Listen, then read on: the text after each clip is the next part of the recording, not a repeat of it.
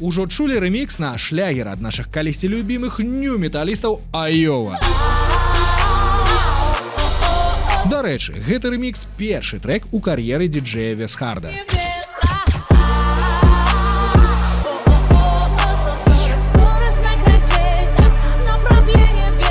Калі хочаце даведацца, чаму я называю Айову нью-металістамі, ну дайце ведаць у каментарах або накідайце лайкаў. Самой песні 140, дарэчы, амаль 10 гадоў, але гучыць яна дагэтуль свежа і прыемна, і наўрад ці калі-небудзь састарэе, бо тэкст у яе максімальна агульны, універсальны і ненасычаны там нейкімі сэнсавымі якарамі.